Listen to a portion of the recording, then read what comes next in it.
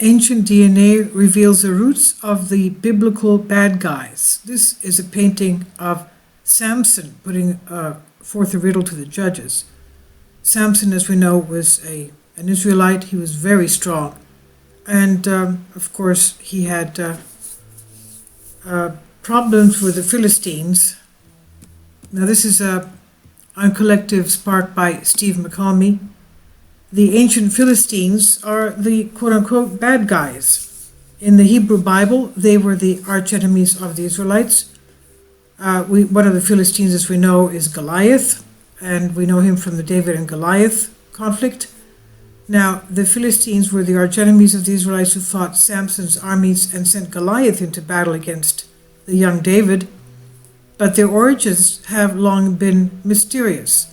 Well, we know from the Old Testament that they basically came from Crete, the island of Crete. That's where the Philistines came from. And it could be that they were originally from the time of the explosion of the volcano of Santorini, Thera, at around the time of the Exodus. And according to the Old Testament, the Philistines were Cretans. They came from Crete. Now, going back to this, the origins have long been mysterious. Well, the Old Testament tells us they were from Crete. Now, genetic evidence suggests that these ancient people came to the Middle East from southern Europe more than 3,000 years ago. Yes, of course, even the Bible tells us that in the Old Testament. Now, an international team led by scientists from Max Planck Institute for the Science of Human History and the Leon Levy Expedition retrieved and analyzed for the first time genome-wide data from people who lived during the Bronze Age and Iron Age, that's 3,600 to 2,800 years ago. In the ancient port city of Ashkelon in Israel, one of the core Philistine cities during the Iron Age, the team found that a European-derived ancestry was introduced in Ashkelon around the time the Philistines' estimated arrival, suggesting that ancestors of the Philistines migrated across the Mediterranean. Yes, of course. Crete is not at all far. It's the most southern island of Greece, and it's not at all far from, for example, across the Mediterranean, where would be the Nile Delta, and Sinai and Israel.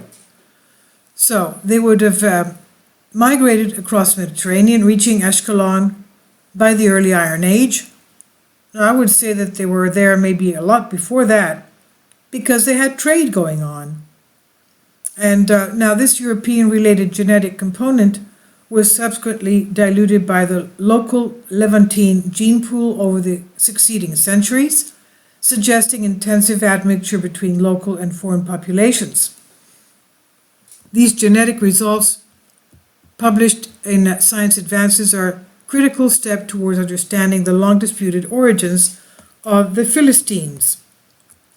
Now, more than a century ago, Egyptologists proposed that a group called the Peleset in texts of the late 12th century BC were the same as the biblical Philistines. The Egyptians claimed that the Peleset traveled from the islands, quote unquote. Well, we know where the islands are. They're the Aegean Islands, the islands of Greece. Now, the travel from the islands, attacking what is today Cyprus and the Turkish and Syrian coasts, finally attempting to invade Egypt. These hieroglyphic inscriptions were the first indications that the search for the origins of the Philistines should be focused in the late second millennium BC. From 1985 to 2016, the Leon Levy expedition to Ashkelon, the archaeologists, a project of the Harvard Semitic Museum, took up the search for the origin of the Philistines at Ashkelon, one of the 5 Philistine cities according to the Hebrew Bible. Led by its founder, the late Lawrence Stagger, and then by Daniel Master, an author of the study and director of the Leon Levy expedition to Ashkelon, the team found substantial changes in ways of life during the 12th century BC, which they connected to the arrival of the Philistines.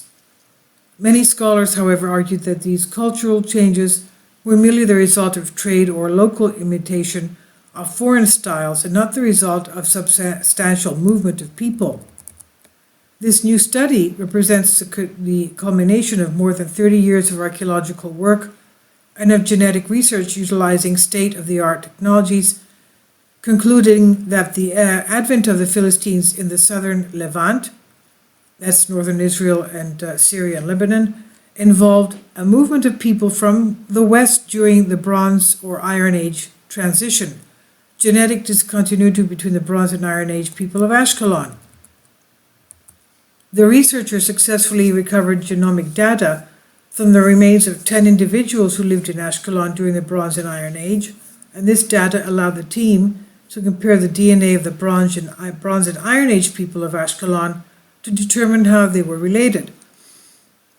The researchers found that individuals across all time periods derived most of their ancestry from the local Levant gene pool, but that individuals who lived in early Iron Age Ashkelon had a European-derived ancestral component that was not present in their Bronze Age predecessors. Quote, "This genetic distinction is due to European-related gene flow introduced in Ashkelon during either the end of the Bronze Age or the beginning of the Iron Age. This timing is in accord with estimates of the Philistine arrival to the coast of the Levant based on archaeological and textual records." This is according to Michael Feldman of the Max Planck Institute for the Science of Human History, lead author of the study. And he said, while our modeling suggests a southern European gene pool is a plausible source, future sampling could identify more precisely the populations introducing the European-related component to Ashkelon. And transient impact of the European-related gene pool. In analyzing later Iron Age individuals from Ashkelon, the researchers found that the European-related component could no longer be traced. Quote, "Within no more than 2 centuries, this genetic footprint introduced during the early Iron Age is no longer detectable and seems to be diluted by a local Levantine related gene pool. While according to the ancient texts, the people of Ashkelon in the first millennium BC remained Philistines to their neighbors, the distinctiveness of their genetic makeup was no longer clear, perhaps due to intermarriage with Levantine groups around them," notes Master. And it says this data begins to fill a temporal gap in the genetic map of southern Levant.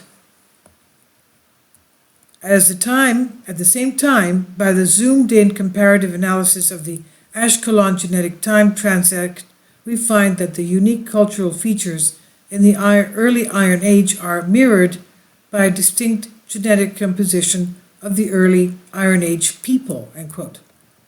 The study was published in the journal Science Advances, and it's on Collective Spark.